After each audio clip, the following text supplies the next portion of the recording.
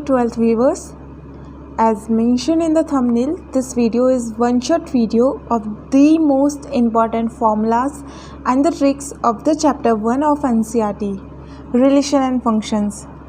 And you will also get the tricks for solving MCQ type questions in your exam. So let's start. Chapter 1, Relations and Functions.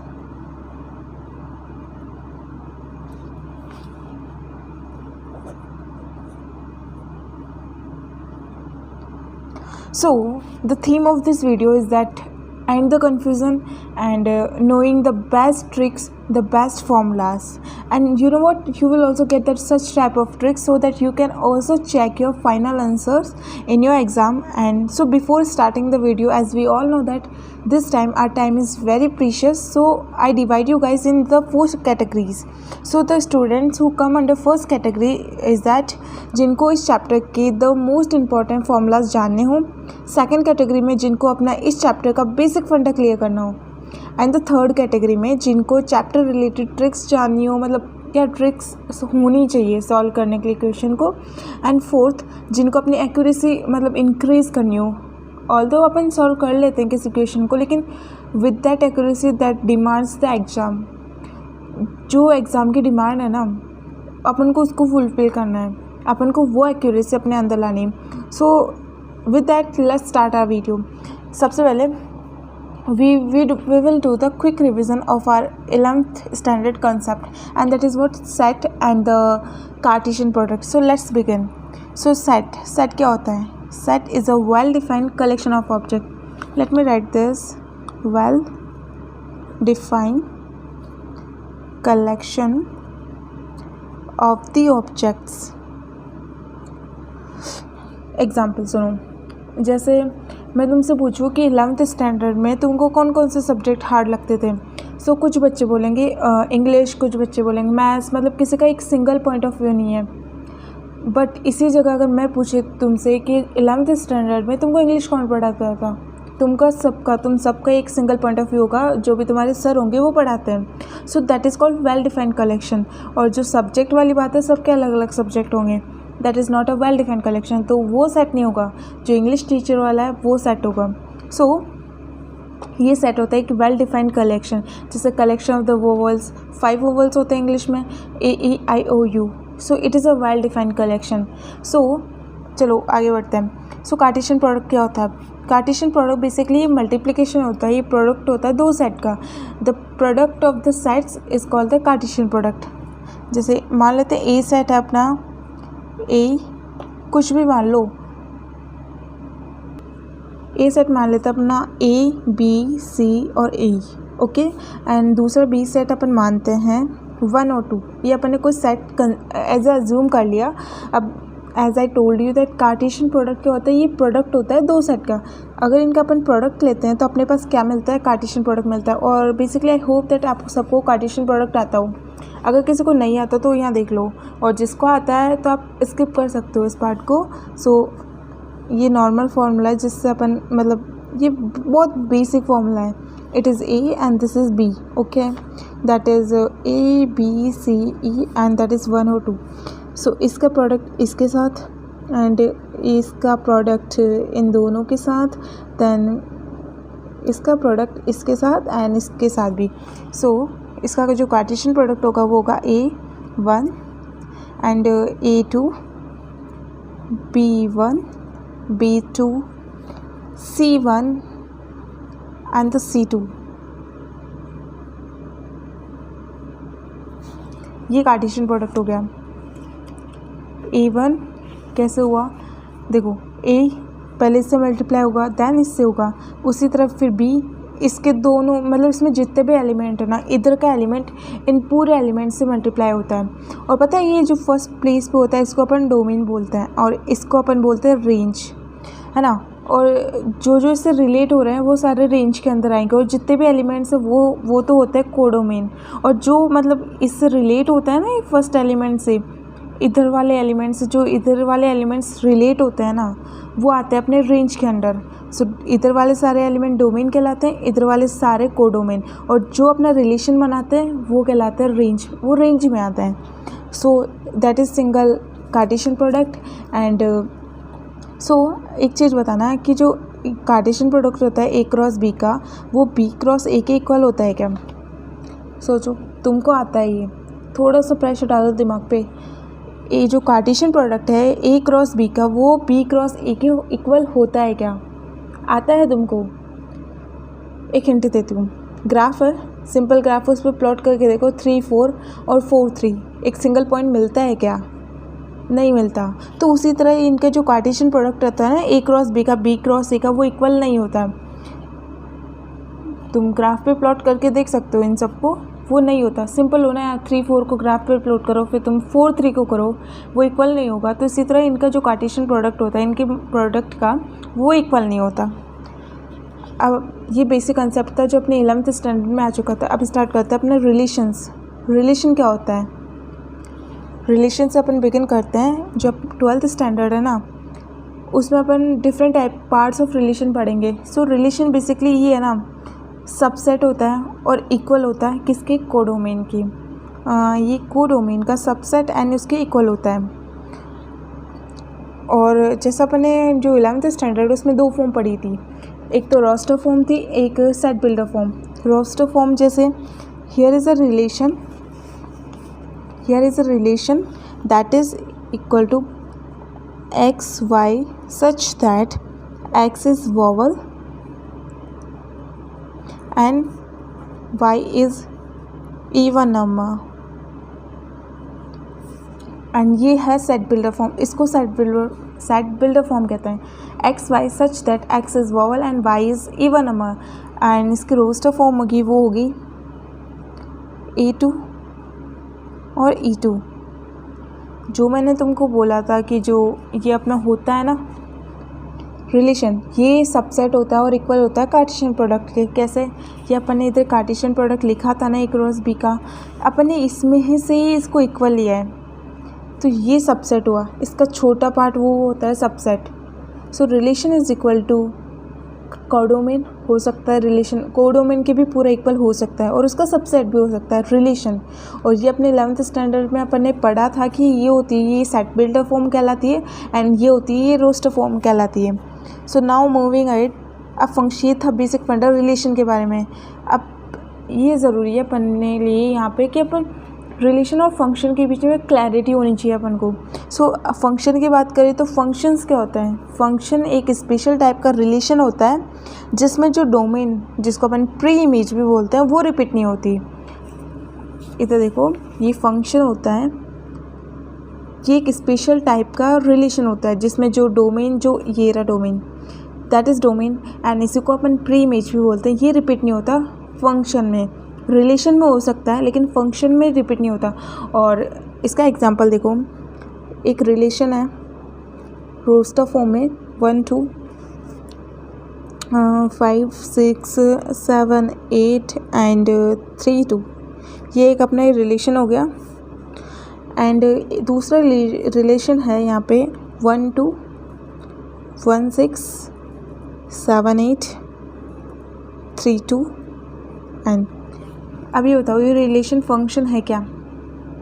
मैंने तुमको function की definition दी थी कि function is a special type of relation in which domain और the pre image does not repeat. Domain और pre image repeat नहीं होते। इसमें देखो, ये इनमें से कौन सा रिलेशन फंक्शन कहलाएगा? इसमें ये रहा डोमेन, ये रहा डोमेन, डोमेन डोमेन, कोई रिपीटेशन नहीं है। डोमेन, ओहो, यहाँ पे रिपीट हो चुका है 2 बार प्री इमेजेस, एक तो यहाँ, एक यहाँ। तो this relation is not a function but this relation is a function. ये वाला रिलेशन क्या है? फंक्शन है, बट ये नहीं है। एक क्लैरिटी रखना, कोई भी पूछ सकता है। So please keep this thing in your mind. And so अब ये बेसिक फंडा था। क्या था, अपने क्या क्या पढ़ा? सबसे पहले अपन ने सेट पढ़ा, वेल डिफाइंड कलेक्शन होता है, एग्जाम्पल देखा उसका। उसके बाद में अपन ने कार्टेशियन प्रोडक्ट देखा, होता क्या है, जिसमें से अपना रिलेशन निकल के आता है एज अ तौर पे सबसेट और उसके इक्वल। तो अपना रिलेशन अपन ने देखा कि इक्वल भी हो सकता है और इसके सबसेट भी हो सकता है। अपन ने सबसेट निकाला था, इस कार्टेशियन प्रोडक्ट में से सबसेट निकाला था। उसके बाद में अपन ने फंक्शन पढ़ा, अपन ने ये देखा कि इन दोनों में से कौन सा रिलेशन फंक्शन हो सकता है। उसमें अपन ने देखा कि जो प्री इमेज अगर डोमेन रिपीट हो जाता है तो वो रिलेशन फंक्शन नहीं कहलाता। Okay, you get it. So आगे चलते हैं। अब जो बेसिक जो कंसेप्ट है 12th स्टैंडर्ड का वो स्टार्ट करते हैं। सो अपने जो 12th स्टैंडर्ड है उसमें जो रिलेशन है ना उसको 3 कैटेगरी में डिवाइड किया गया है। First is reflexive, second is symmetric and the third is transitive. So जो रिलेशन है 12th स्टैंडर्ड में 3 कैटेगरीज में डिवाइड किया गया है। So first reflexive, symmetric and the transitive. एक बात बोलूँ, maths is really very easy subject and you will definitely fail in love after watching my all the videos of the mathematics. Definitely इस बात की मैं तुम्हें गारंटी दे सकती हूँ। I have that confidence that you will definitely fail in love with the mathematics because it is really very easy subject and the need is the trust. आपको इस पर ट्रस्ट करना होगा क्योंकि maths is a kind of बहुत अच्छा subject है mathematics. सो reflexive क्या होता है, बहुत इजी होता है। इसके अलग अलग तरीके होते हैं इसको लिखने का, कंफ्यूज मत होना। दोनों बताऊंगी, तुमको जो मर्जी पड़े वो यूज़ करना, जिसकी इच्छा हो जो इजी लगे वो वाला यूज़ करना। कोई भी एग्जामिनर तुम्हारे मार्क्स नहीं काटेगा। ओके, सो पहला तरीका बता देती हूँ तुमको। यहाँ दोनों तरीके बताऊँगी, जो मर्जी पड़े वो यूज़ करना। एंड पता है दोनों तरीके बताऊंगी और ये भी मेथड बताऊंगी कि तुम किस तरह से लिखोगे कि तुमको फुल मार्क्स मिलेंगे, डेफिनेटली फुल मार्क्स मिलेंगे। So let's start. रिफ्लेक्सिव कभी भी प्रूव करने का कि प्रूव करो इस क्वेश्चन में कि ये जो भी है ये रिफ्लेक्सिव है, सिमेट्रिक है एंड ट्रांजिटिव है। So you have to prove that in your exam. So here just look at the way to represent your answer. So if I am supposing, okay, if AA belongs to R, it means अगर AA ये दो element है, अगर ये दोनों relation को belong कर रहे हैं, सो फॉर ऑल ये साइन होता है किसका, फॉर ऑल का। फॉर ऑल का ये साइन होता है। So for all A belongs to A, ये रिफ्लेक्सिव का। और इसको दूसरे तरीके से कैसे लिख सकते हैं अपन, if A is related to A, for all A belongs to A। Confuse मत हो, ईजी है, बहुत ईजी है। ये देखो, ये दो तरीके हैं अपने रिफ्लेक्सिव रिलेशन को लिखने के। यहाँ पे A है अपना जो सेट है और ये स्मॉल A ये अपने एलिमेंट्स है। यहाँ पे कोई भी दो एलिमेंट्स हो सकते हैं, लेकिन लाइक 2 3 जो कि बिलोंग कर रहे हैं A वाले सेट को और जो रिलेशन को बिलोंग कर रहे हैं। ये तरीका होता है। बस ये मेथड दिमाग में घुसा लो, अभी कंफ्यूज मत हो। नहीं आया समझ में, डेफिनेटली आएगा। बस ये देख लो और तुम्हारी कॉपी में लिख लो, बिकॉज स्कूल टीचर्स तुम्हें ये बता देंगे, तुम्हारे कोचिंग वाले ये बताएंगे। कंफ्यूज मत होना, दोनों फंडे क्लियर रखना। नहीं समझ में आए इसको देख लो, बस देख लो। ओके, ये बता दिया, ये एलिमेंट्स होते हैं, ये रिलेशन है, ये सेट है। अब सिमेट्रिक का देखो, इसका भी बहुत ईजी फंडा है। If A and B belongs to R, it implies that BA also belongs to R. ये साइन किसका है, implies that। ईजी है। अगर A B दो एलिमेंट है वो R को बिलोंग कर रहे हैं तो B A भी R को बिलोंग करेगा। कंफ्यूज मत हो, पेशेंस रखो, समझ में आएगा। दूसरा तरीका है इसका लिखने का, if A related to B and it implies that B related to A, and for all A B belongs to A, and A यहाँ पे क्या है, कोई भी सेट, एंड ये क्या होता है, फॉर ऑल, फॉर एवरी, ये उसका साइन होता है। और here A is a set. नहीं होना कंफ्यूज, बिल्कुल कंफ्यूज नहीं होना। इफ़ A B सिमेट्रिक, समझो ना यार बात को। अगर तू मैं वो शैतानी करते हैं तो मैं तू वो शैतानी करते हैं, तू मैं वो वाली शैतानी करते हैं तो मैं तू वो वाली शैतानी करते हैं। बात तो बराबर ही है ना, तू मैं करे मैं तू करे, the way to speak is get change, बोलने का तरीका बदलता है केवल, तो उस तरह से याद करना सिमेट्रिक। एंड रिफ्लेक्सिव, मिरर में अपना रिफ्लेक्शन देखते हो तभी तो अपनी शक्ल देख पाते हो। मिरर में तुम अपना आपको देखोगे तो तुम्हारा वो रिफ्लेक्शन होता है जिसको तुम देखते हो। उसी तरह है ये ए का रिफ्लेक्शन क्या होगा, सिंपली ए, क्योंकि इसको मिरर में ले जाके देखो तुमको ए दिखेगा ना। Reflexive means same same. Symmetric यानी मैं तू मैं। Okay. And transitive, okay. So transitive बहुत अच्छा है, इसमें अपना थर्ड पार्टनर भी आता है। सो अगर if A B belongs to R and B and C belongs to R, confuse मत हो, A B belongs to R, मैंने बोला ना थर्ड पार्टनर आएगा। उसी तरह बी सी, अब बी हमारा भाईचारे वाला, भाई मैं तेरा भी साथ दूंगा तेरा भी साथ दूंगा, इसने ए का भी साथ दिया और इसने बाद में सी का भी साथ दिया।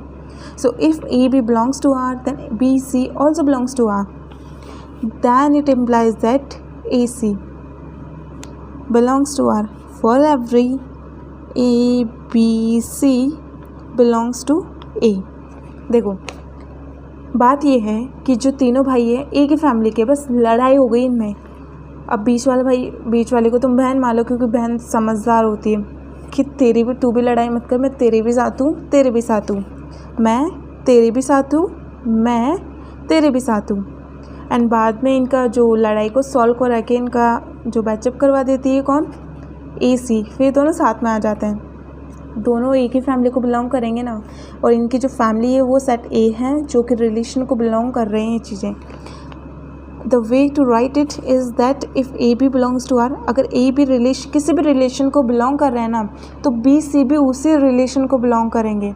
जैसे मम्मी पापा की शादी हुई तो उनके बच्चे पैदा हुए, तो उन रिलेशन को उनके बच्चे बिलोंग कर रहे हैं। मतलब इना मीना बिलोंग कर रही है इसको, तो मीना डीका भी इसको ही बिलोंग करेगी।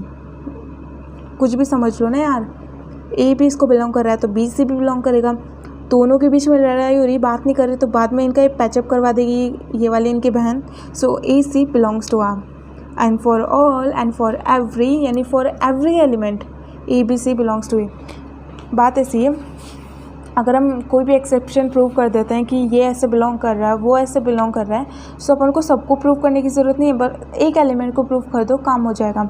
सो देख लो ये तरीका है, बिल्कुल एक्यूरेट तरीका है। कोई एग्जामिनर तुम्हारा गलत नहीं करेगा, कोई एग्ज़ाम में तुम्हारे मार्क्स नहीं कटेंगे, बट जो लिखने का तरीका वो चेंज है।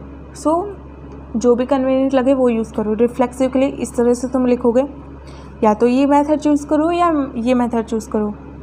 एंड फॉर द सिमेट्रिक ऐसे लिख सकते हो या ऐसे लिख सकते हो, यानी A related to B then B related to A, and for all या for every A B belongs to A, it is belong. ये किसका साइन है, बिलोंग का। ये साइन है बिलोंग का, ये साइन है सबसेट का, remember this.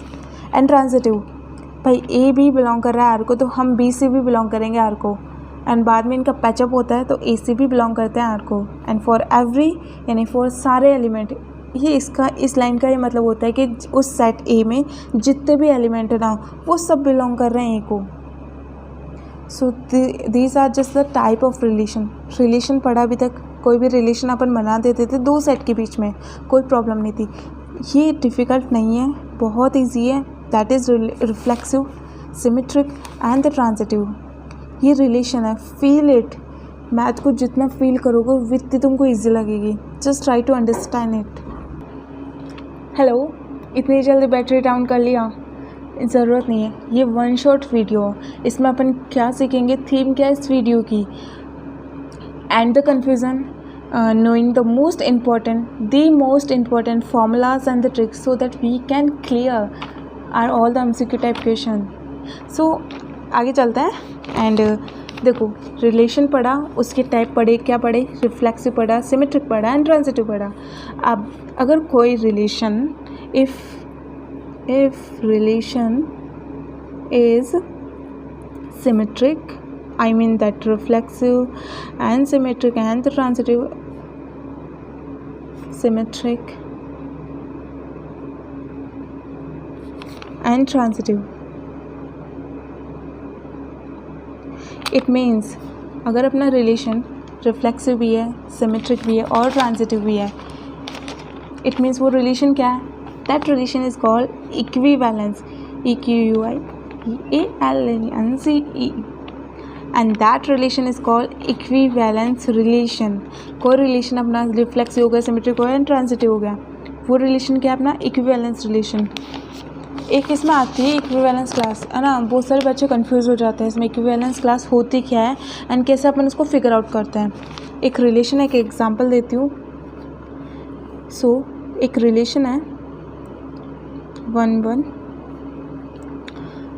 2 2 2 3 3 2 1 5 and let's suppose 5 6 and after 5 6 what should I take? Okay, let's suppose 1 6. okay, ये अपना रिलेशन हो गया एंड इसमें अपन को चेक करना है ये रिफ्लेक्ट, ये अपना रिलेशन है, इसमें चेक करो रिफ्लेक्सिव है, सिमेट्रिक है एंड ट्रांजिटिव है। कौन सा रिलेशन है ये, रिफ्लेक्सिव, सिमेट्रिक, ट्रांजिटिव, ये रहा। कौन सा रिलेशन है, ये रिफ्लेक्सिव भी है, 1 1 2 2 सेम आ गया, तो ये रिफ्लेक्सिव भी है। 2 3 3 2 हो गया ना सिमेट्रिक, 2 मैं 2, ओके। एंड ये अपना थर्ड पार्टनर 1 5 5 6, देन भाई 5 5 बहुत अच्छी बहन है, इन दोनों भाइयों की दुश्मनी को खल्लास। सो इसकी फ्रेंडशिप करवा दी, इनका पैचअप करवा देती है, उनकी दोस्ती हो जाती है। सो 1 5 5 6 एंड 1 6, 1 5 5 6 गायब कर दो इस 5 को एंड क्या बचा फिर 1 6 1 6। सो ये रिलेशन क्या हुआ, रिफ्लेक्सिव भी हुआ, सिमेट्रिक भी हुआ एंड ट्रांजिटिव हुआ। सो कह सकते हैं ना इसको इक्विवेलेंस रिलेशन। सो ये हमारा होता है इक्विवेलेंस रिलेशन। और बात आती है यहाँ पे इक्विवेलेंस क्लास होती क्या एक्चुअल में। देखो मेरे को शॉर्ट में बता के इसकी कोई घास नहीं काटनी, एक बहुत अच्छा टॉपिक है इक्विवेलेंस क्लास, और most of the time exam में ना क्वेश्चन पूछ ही लेता है इक्विवेलेंस क्लास होती क्या है। चलो इसको शुरू करते हैं इस टॉपिक को। What is equivalence class?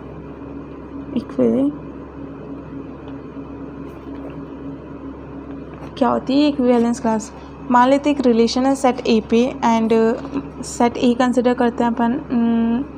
Okay 1 2 3 4 5 simple ले लो 5 तक, ये अपना सेट ए अज्यूम कर लो।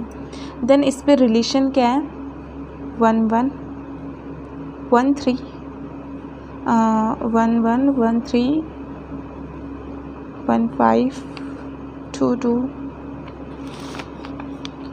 2 4 3 1 3 3 3 5 3 5 4 2 4 4 and okay 5 1 5 3 5 5। ये अपने अब एक रिलेशन देख लिया है इस पे, ये एक रिलेशन है, एक सेट ए लिया और उसमें अपने रिलेशन बनाया ये। अभी सेट ए में पूछता है कि 1 की इक्विवेलेंस क्लास होगी क्या। सो 1 की जो इक्विवेलेंस क्लास होगी, पहली बात तो अपन ऐसे शो करते हैं, ये होता है इक्विवेलेंस क्लास शो करने का तरीका। सो आंसर में अगर अपन को लिखना हो कि इक्विवेलेंस क्लास ऑफ 1, सो इस तरह से अपन रिप्रेजेंट करेंगे। एंड देन इसमें देखो 1 3 5, बहुत ईजी है। कैसा है लेकिन देखो सिंपल है, ये रिलेशन है। इसमें देखो 1 के साथ कौन कौन है, 1 है 3 है 5 है और कोई भी नहीं है 1 के साथ। ये 2 के साथ आ रहे हैं सारे, देन 3 के साथ आ रहे हैं, फिर 4 के साथ, देन 5 के साथ। 1 के साथ तो ये तीनों आ रहे हैं केवल 1 3 5। सो इस तरह से अपन रिप्रेजेंट करते हैं, जो भी उसके साथ आ रहा है उसको कर्ली ब्रैकेट में इंक्लूड कर देते हैं। सो ये हो गई इक्विवेलेंस क्लास ऑफ 1। अगर 2 की चेक करनी हो तो 2 की हो गई 2 देन 4 देन ओके, बस 2 ही है 2 के साथ 2 और 4, फिर तो 3 आ गया ना। सो ये हो गई 2 की इक्विवेलेंस क्लास। इसी तरह 3 की भी चेक कर सकते हो। 3 की क्या होगी 1 देन 3 देन 5, फिर 4 की क्या होगी 2 4, बस 2 ही होगी। 5 की 1 3 5। एक चीज़ नोटिस करोगे तुम, जैसे 3 की इक्विवेलेंस क्लास हो गई 1 3, 5 की हो गई 4 देन फिर 5, इसकी हो गई 2 4 ओके, देन इसकी हो गई 1 3 एंड 5। देखो एक चीज़ नोटिस करने वाली है यहाँ, जो इक्विवेलेंस क्लास है इसको अपन बोलते हैं पार्टीशन ऑफ सेट्स। अगर इन सबको अपन कंबाइन करते हैं तो अपने पास पूरा एक सेट आ जाता है, ए ये पूरा अपने पास सेट हो जाएगा।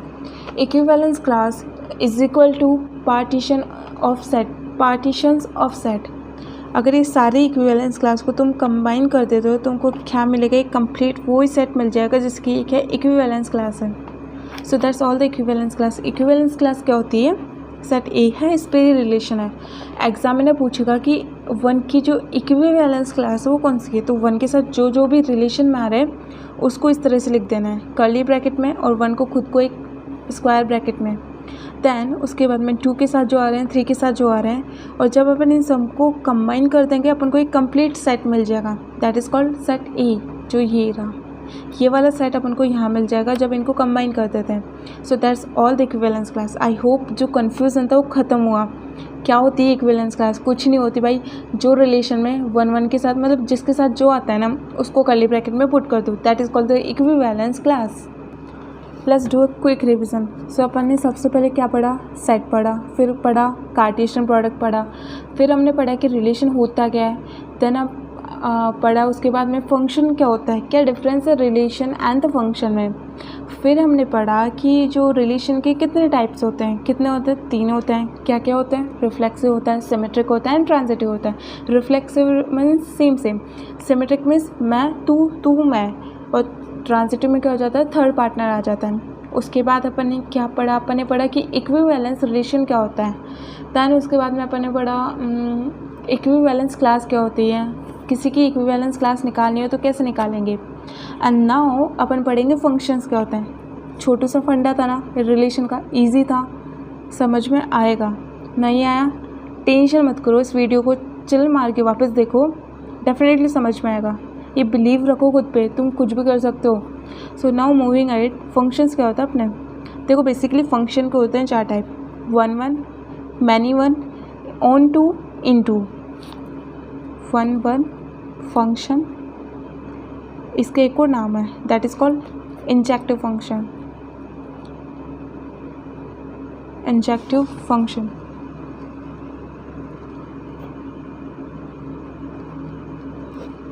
एंड ये फर्स्ट टाइप है। दूसरा टाइप है इसका 1 हो गया, और इसके साथ में सेकंड है many 1 function, many 1 function. Third type होता है onto function, and the fourth type होता है इनटू फंक्शन। अब जो इनमें जो इंजेक्टिव होता है ये होता है वो वाला फंक्शन 1 फंक्शन। 1 फंक्शन बोले तो यहाँ पे 2 नाम ज़रूर याद रखना, इंजेक्टिव और सब्जेक्टिव। इंजेक्टिव फंक्शन कौन सा होता है, 1 फंक्शन लिख लो। इंजेक्टिव फंक्शन कौन सा होता है, 1 एंड जो अपना सब्जेक्टिव फंक्शन होता है वो होता है इनटू फंक्शन। कौन सा फंक्शन होता है, सब्जेक्टिव फंक्शन। इसको सब्जेक्टिव फंक्शन भी बोलते हैं, कंफ्यूज मत होना। और जब अपन इस सब्जेक्टिव और इस इंजेक्टिव फंक्शन को कंबाइन करते हैं तो अपना एक नया फंक्शन निकलता है, that is called bijective function. अगर कोई फंक्शन अपना इंजेक्टिव फंक्शन है, इट मीन्स कोई फंक्शन अपना 1 फंक्शन है और कोई फंक्शन अपना इनटू फंक्शन है, दोनों है, तो वो फंक्शन क्या कहलाता है, बाइजेक्टिव फंक्शन। अब बात ये आती है, ये तो समझाओ इंजेक्टिव होता क्या है, क्या होता है ये 1 फंक्शन। सपोज़ करिए सेट ए है, ये सेट बी है, ए बी सी 1 2 3, ये 2 सेट हो गए। अगर ये होता है अपना डोमेन जिसको अपन प्री इमेज भी बोलते हैं, ये अपना होता है रेंज, एंड अभी तो ये कोडोमेन है, एंड इसमें जो ये एलिमेंट्स होते हैं इनको अपन इमेज बोलते हैं। अगर ये वाली प्री इमेज अपनी एक इमेज से लिंक है, दूसरी वाली दूसरे से, तीसरी वाली तीसरे से, मतलब 1 1, ये सिंगल 1 इसी से होना चाहिए, ये नहीं कि ये इससे भी हो रहा है इससे भी हो रहा है। अगर ये सिंगल लिंक है, एक से लिंक है, ये मतलब डोमेन एक इमेज से लिंक है, दैन ये फंक्शन क्या कहलाता है, 1 फंक्शन। एंड अब नाउ बात आती है मैनी 1 फंक्शन क्या होता है। समझ में आया 1 क्या होता है। अगर डोमेन अपनी सिंगल एक इमेज से लिंक है, every element have a single image, then it is called one function. अब बात आती है मैनी वन फंक्शन क्या होता है. मैनी वन फंक्शन इसमें देखो ये अगर इससे लिंक है, अगर ये इससे भी लिंक है तो ये फंक्शन क्या हो जाएगा, many one function. Now this function will become the many one function. And what is many one function? Elements of domain have more than one image, that is called many one function. Domain have more than one image, that is called many one function. Now it becomes many one function. Clear हुआ confusion. One क्या होता है, single का नाता. Many one एक से ज़्यादा किस में, इस डोमेन का नाता एक या दो इमेज से हो तो ये होता है अपना मैनी वन फंक्शन. अगर इस डोमेन का नाता केवल सिंगल इमेज से है, now it is called one function. Confusion clear. इसको अपन क्या बोलते हैं, इंजेक्टिव फंक्शन. ओके. नाउ अब ऑन टू फंक्शन क्या होता है, when range and codomain are equal. What I say, when range and codomain are equal. जब ये यहाँ सारे लिंक है, इस वाले जो बी सेट में सारे एलिमेंट लिंक है. मैंने क्या बोला था, इस बी के एलिमेंट सारे एलिमेंट्स को अपन कोडोमेन बोलते हैं. और जो मतलब रिश्ता बना लेते हैं वो रेंज में कंसिडर करते हैं. लेकिन यहाँ तो तीन थे, तीनों ने रिश्ता बना लिया तो यहाँ पर रेंज किसके इक्वल हो गई, कोडोमेन के इक्वल हो गई ना. सो ये फंक्शन अब क्या कहलाएगा, ये फंक्शन अपना ऑन टू फंक्शन कहलाएगा. कन्फ्यूज़ मत हो, वापस बताती हूँ. ए है ये बी है. ओके. नाउ ये सेट ए है, ये बी है, ये 1 है, ये 2 है, लिंक हो गया. दोनों ने रिश्ता बना लिया, कोई बचा नहीं. तो रेंज यहाँ पे किसके इक्वल हो गई, रेंज में अभी दोनों आ गए 1 2. अगर केवल ये मनाता 1 तो यहाँ पे अपन कहते हैं कि रेंज में केवल 1 आ रहा है, 2 नहीं मनाता. लेकिन यहाँ दोनों बना रहे हैं ना, सो रेंज में क्या आ गया 1 2. एंड क्योंकि कोडोमेन पहले से, तो यहाँ पे रेंज किसके इक्वल हो गई, कोडोमेन के. बट अगर यहाँ पे रेंज में केवल 1 बनाता रिश्ता तो वहाँ पे रेंज कोडोमेन की इक्वल नहीं होती. ओके. इस फंक्शन को अपन क्या बोलते हैं, onto function. Onto function समझ में आया. रेंज कोडोमेन की इक्वल होती है वो फंक्शन ऑन टू. जो सिलेबस डिड्यूस हुआ है, जो कट हुआ है सिलेबस, उसमें ये फंक्शन नहीं है, इनमें से 2 गायब हैं. लेकिन बहुत इजी है, समझ लो. कन्फ्यूज़न क्लियर होगा. बहुत इजी है, कंफ्यूज मत हो.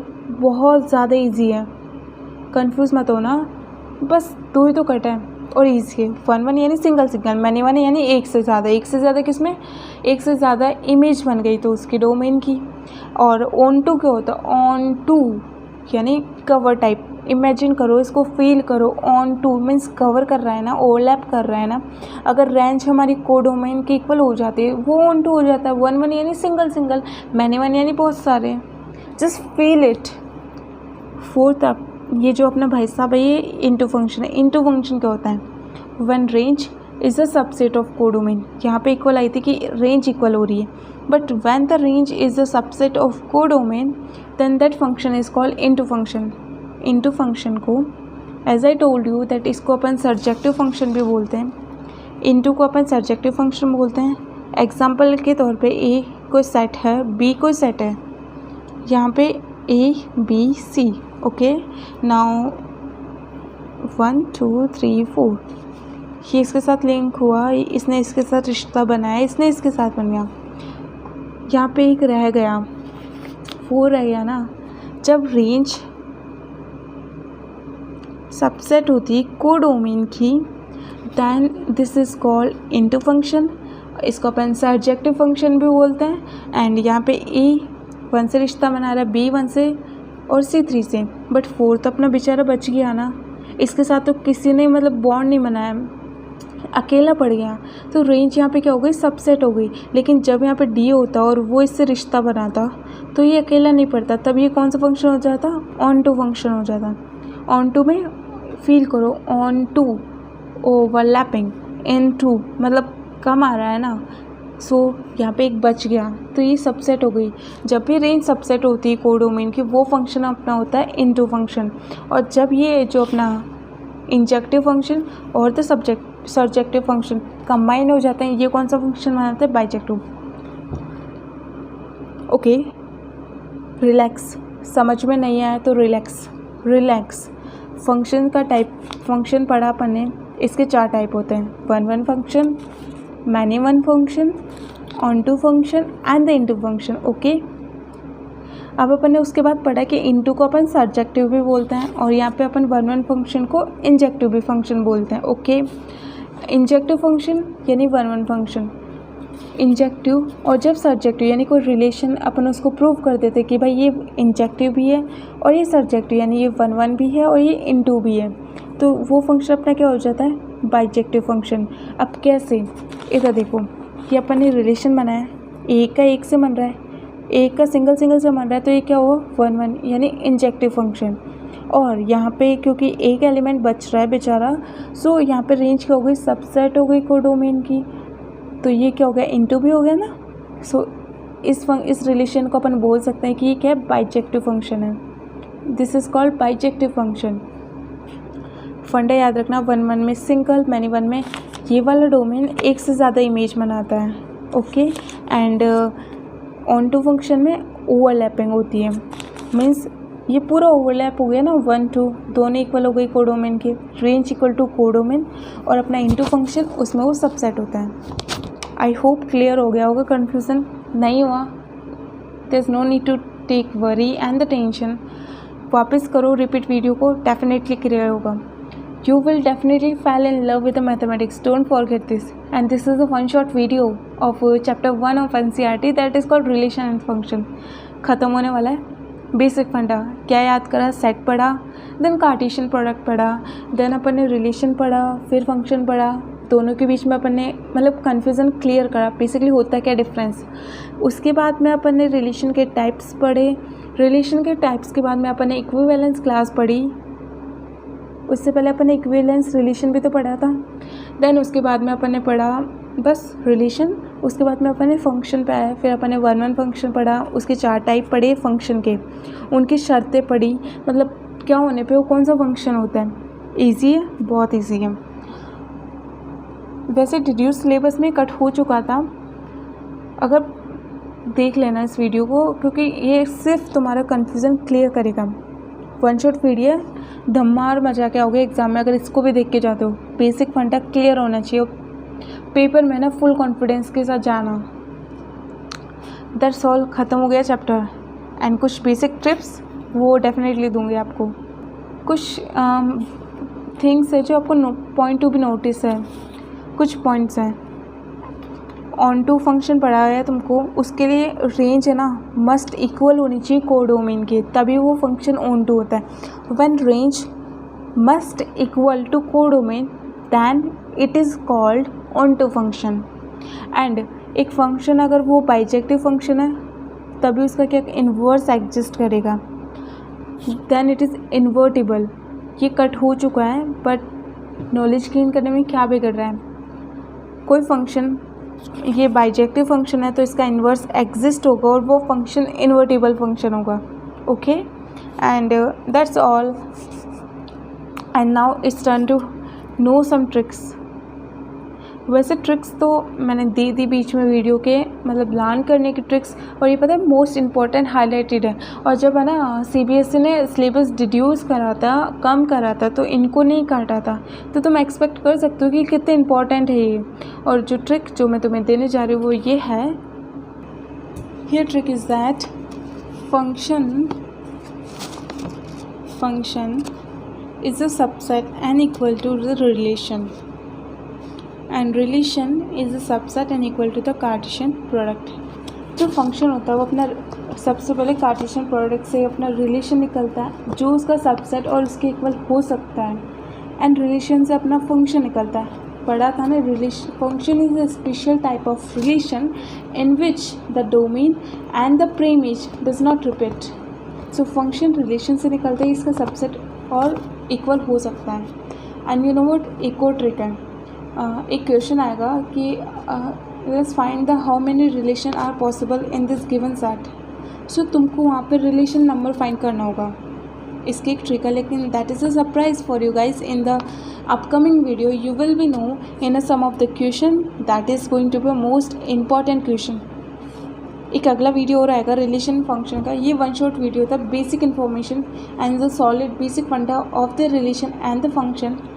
इसमें जो most important I think I give my best in this video. And इसके जो बेस्ट इस राइटिंग में नहीं, इससे भी अच्छी वाली राइटिंग में, इन वेल मेंटेन राइटिंग, इसके नोट्स अगर चाहिए रिलेशन एंड फंक्शन के on a single page, so you can follow me on my Instagram, there you can get the notes of this chapter। and बात आती है उस trick की जो तुम डेफिनेटली मिलेगी। सॉलिड क्वेश्चन करेंगे नेक्स्ट वाले वीडियो में।